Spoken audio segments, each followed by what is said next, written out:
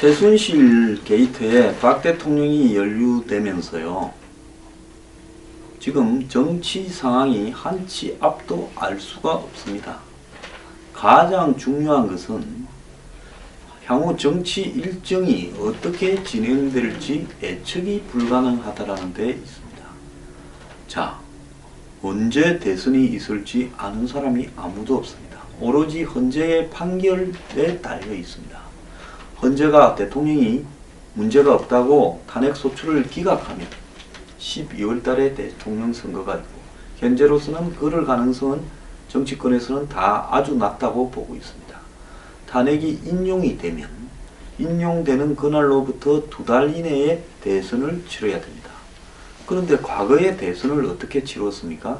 보통 한 5, 6월쯤 되면 경선을 슬슬 시작해서 새누리당이 보면 한 8월 달쯤에 대통령 후보를 뽑고, 그 다음에 야당은 뭐 한 8, 9월에 시작해서 9월 말 10월 초에 대통령 후보를 뽑고, 그때부터는 한 서너 달을 두세 달을 대통령 사실상 선거 운동에 들어갑니다. 물론 공식적인 선거 운동은 한 3주지만은 사실상 한 서너 달을 대통령 선거 운동에 들어가게 되고, 또 상대 후보에 대해서 검증도 합니다. 당내 경선에서 서로 또 검증을 치열하게 하지요. 그 검증을 거쳐서 또 본선에 가서 또 한 석 달 정도를 서로가 검증을 치열하게 합니다. 이 과정을 거쳐서 대통령이 결정이 되게 돼 있는데요. 지금 야당의 문재인 후보는 지난번에 대선을 한번 치렀습니다마는 지난번에도 문재인이 어떤 사람인가 명백하게 밝혀지지 않았습니다.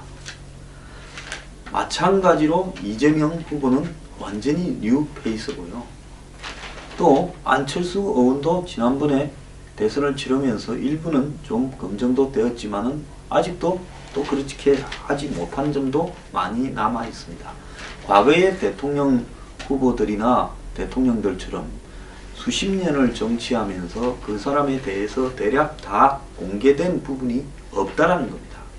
마찬가지로 보수 진영에도 대통령 선거에 출마할 걸로 보이는 반기문 유엔 사무총장 또한 10년 전쯤에 외교부 장관을 하다가 바로 유엔 사무총장으로 가는 바람에 이 사람이 그때까지 장관을 하는 동안까지 정치인이 아니었기 때문에 어떤 사람인지 제대로 검증이 되지 않았습니다.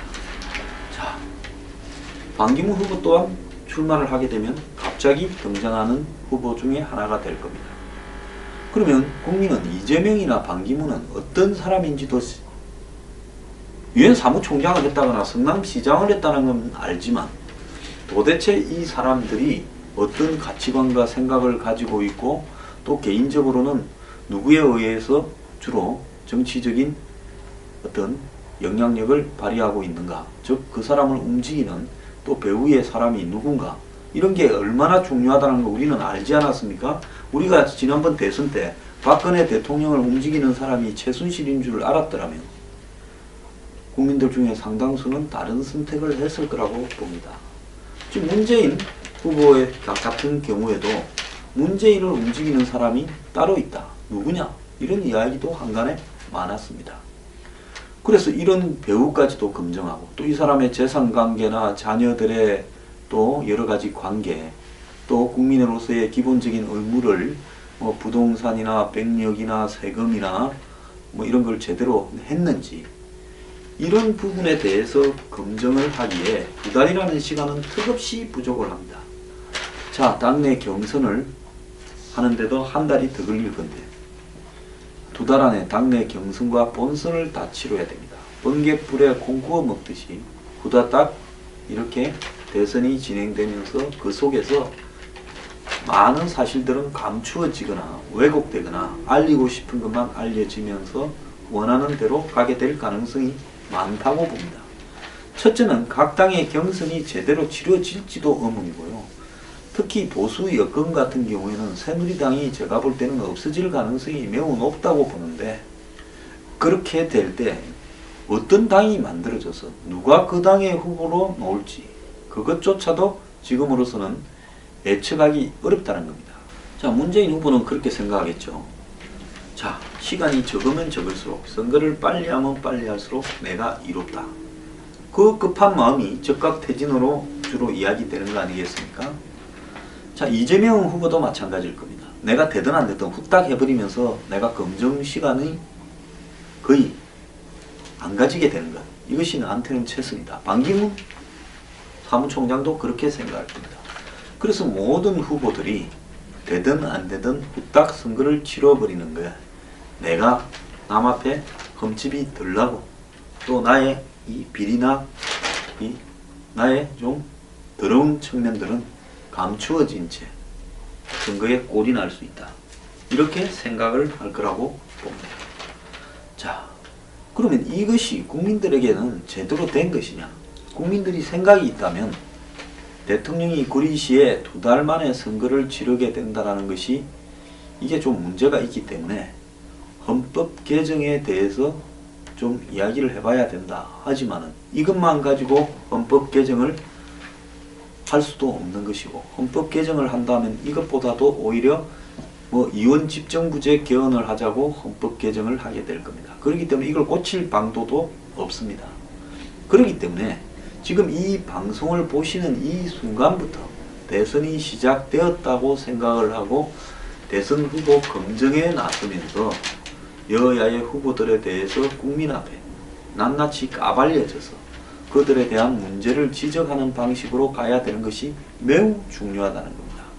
특히 지금은요, 경제가 대한민국의 건국 70년 사상 가장 심각한 위기 상황에 놓여 있다고 보고 있습니다. 이런 상황 속에서 자칫 잘못하면 우리가 제2의 IMF를 겪으면서 한국 경제가 붕괴되고 우리가 중진국에서 후진국으로 추락할 가능성도 있다고 봅니다. 안보 또한 북한의 핵과 미사일 개발, 또 한미관계, 한일관계, 한중관계가 모두 위태롭습니다. 미국에는 트럼프 정부가 들어서고 그 트럼프 정부와 우리가 전통적인 형태의 동맹 구조를 지속하기에는 한국이 지금 정상적인 정권 상태라 하더라도 어려운데, 한국에는 대통령이 직무정지되어 있고 대행체제가 되어 있으며 야당은 보수 여당이 관철해놓은 주요 대미관계 정책, 대일관계 정책들을 다 뒤집겠다라고 이야기를 하고 있습니다. 자, 이 상황 속에서 각 대선 주자들이 경제와 안보 이 두 가지에 명확한 자기 철학을 국민들 앞에 밝히고 국민들이 그들을 잘 알고 투표하는 것이 매우 중요한데요. 우리는 2번이나 대선에 나온 박근혜 대통령에 대해서도 어떤 사람인지 제대로 몰랐다라는데 이번에 크게 실망을 했습니다. 저 또한 박근혜 대통령이 어떤 사람인지 제대로 몰랐었구나 하는 생각을 하고 있습니다. 하물며 상김시 이후에 유력한 대중정치인인 박근혜 대통령조차도 국민들이 잘 몰랐는데 이미지만 알았죠. 나머지 대선 후보들을 국민들이 어떻게 알고 투표를 할 수 있겠는가? 그렇다고 그 후보들을 당내 경선에서 치열하게 표한 경선을 해서 경선 과정을 통해 가지고라도 국민에게 알릴 방법이 있느냐? 그런 방법도 없어요.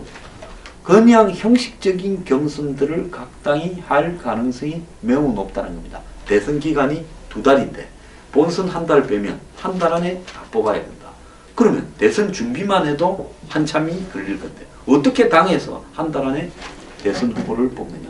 그러니까 여권에서는 반기문 사무총장 같은 사람이 새로운 여당의 정치 세력이 중도까지 포함해서 제3지대에 만들어지면 거기에 후보가 될 가능성이 크고, 민주당에서는 이재명 씨가 아무리 경쟁력이 있다 하더라도 결국 문재인 의원이 될 겁니다.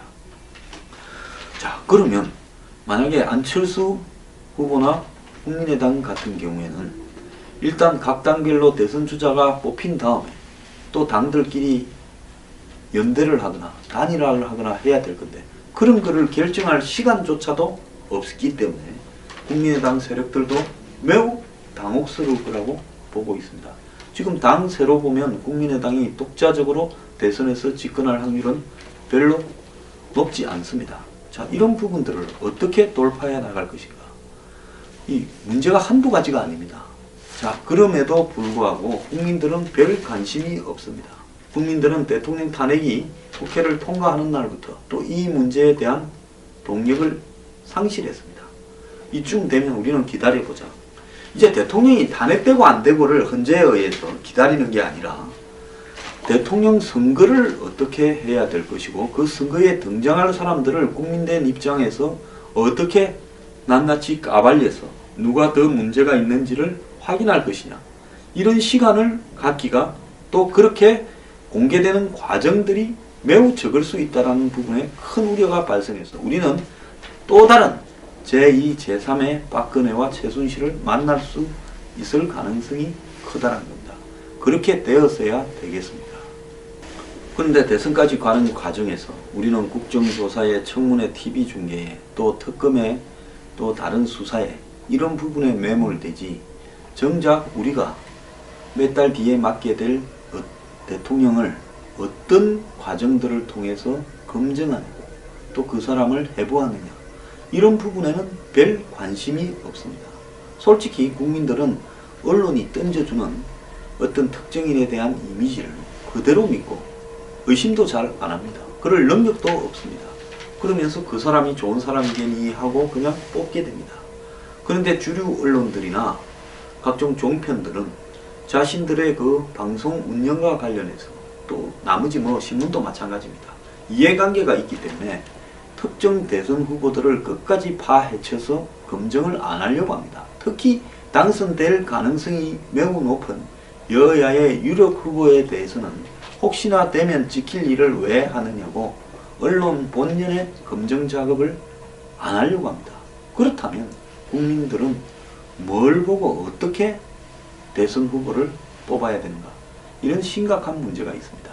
그래서 저희 뉴스 브리핑도 지금 대선이 임박했다고 판단을 하고 대선 후보에 대한 검증에 성역 없이 여야 진보 보수 없이 저는 다 가짜라고 생각하기 때문에 걸리는 대로 다 깔 겁니다. 그런 부분에 치중하려고 하고 있는데요. 이것도 국민적인 관심과 더불어서 같이 가야 됩니다. 최근에 무슨 제가 박 대통령을 비판을 했니 어쩌니 해서 말들이 좀 있는데요.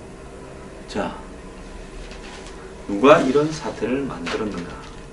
지금 그런 이야기를 할 때가 아니다. 그야말로 대통령 선거에 출마하겠다는 사람들을 철저히 검증을 해야 될 타이밍이다. 역량이 있다면 그런 쪽으로 집중하는 것이 낫다라는 겁니다. 자, 민주주의로 가는 과정은 쉽지가 않습니다. 지혜로운 사람만 솔직히 민주주의를 맞이할 수 있다고 보이고요. 쓸데없는 일에 몰입할 그런 정력보다도 힘이 좀 있으면 대통령 선거를 어떻게 국민된 관점에서 유리하게 맞이해서 정치인들 중에 다 도둑이겠지만 그 중에 좀 나은 사람이라도 고를 수 있는가? 또 아니면 다 썩어 빠졌으니까 새로운 정치 세력을 만들어야 되는가? 그런 구체적인 고민들을 좀 고민해 보기를 부탁합니다. 기존의 진보 보수들이 이야기하는 내용을 믿지 말고 맹종하지 말기를 당부합니다. 다 사기입니다.